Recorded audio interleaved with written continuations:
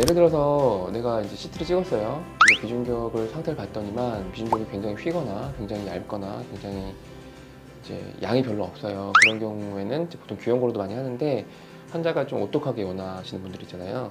그런 분들은 이제 귀로는 오똑하게 안 되니까 그런 경우에는 처음부터 작은 기능을 쓰는 경우가 많습니다. 우리가 수술하고 나서 비행기를 안 탄다는 거는 우리가 이제 배 수술하거나 좀 안에 좀 중요한 수술했을 때는 그거는 해당 사항이 있습니다. 왜냐면은 결국에 실밥이 터지는 것 때문에 상관이 있어요. 왜냐면 압력 차이가 나면은 이제 실밥이 터질 수가 있기 때문에. 근데 코에는 압력이 없어요. 코에 무슨 압력이 있겠어요? 뭐 없다고 봅니다, 저는. 네. 만약에 코가 건조했을 경우에는 코피가 좀 많이 날 수 있거든요. 그거는 수술이랑 상관없이도 그런 경우가 있을 수도 있고요. 우리가 이제 보통 코수술이라는 거는 열잖아요. 그러면 많은 혈관들이 이제 잘렸을 거 아니에요. 그럼 의사가 수술에 지혈하는 과정에서 지혈이라는 게 완전히 혈관을 닫아주는 게 아니라 우리가 이제 혈관의 입구를 막아주는 건데 2주가 됐어도 그 혈관이 다 막힌 건 아닐 거란 말이에요.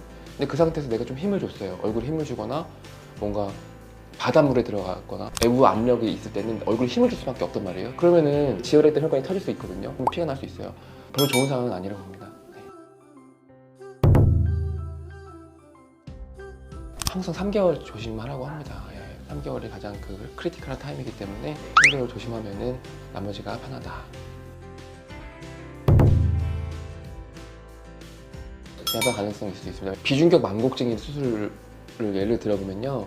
비중격 만곡증이라는 거를 수술할 때 안을 들여다보면요.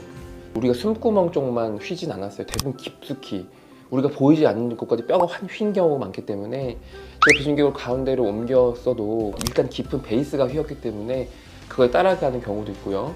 두 번째, 우리가 하비갑게 수술하잖아요. 하비갑게 수술을 할 때 두 가지 이유 때문에 재발한다고 느낄 수가 있어요. 우리 하비갑게는요, 비죽이라는 게 있어요. 그러니까 하비갑게는 4시간마다 이제 크기가 커졌다 뭐 작아졌다 하거든요.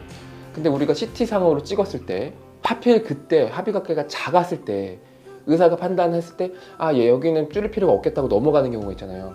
근데 수술하고 나서 갑자기 켜지는 경우가 있거든요. 그럼 환자 입장에서는 이상하다, 수술했는데 왜 코가 막혔지? 이렇게 생각해가지고 재발했다 느낄 수 있는 거고요. 실제로 수술한 부위가 재발하는 경우도 있어요. 근데 그거를 막기 위해서는 아예 절제술을 해야 되는데 절제술을 하게 되면 너무 많이 잘리기 때문에 나중에 빈코 증후군이 걸릴 수 있기 때문에 우리가 많은 경우에서 요즘엔 다 고주파로 하고 있거든요. 그러니까 만약에 수술한 부위가 재발했을 때는 한 2-3번 정도 더 고주파를 하는 걸로 저는 권장을 드립니다. 지금까지 코에 관한 Q&A를 몇 가지 제가 답변 드렸는데요. 마음에 드셨으면 구독 안 하시는 분들은 구독해 주시고요. 좋아요, 알림 설정도 부탁드리겠습니다. 지금까지 오브제 성형외과 이경무 원장이었습니다. 감사합니다.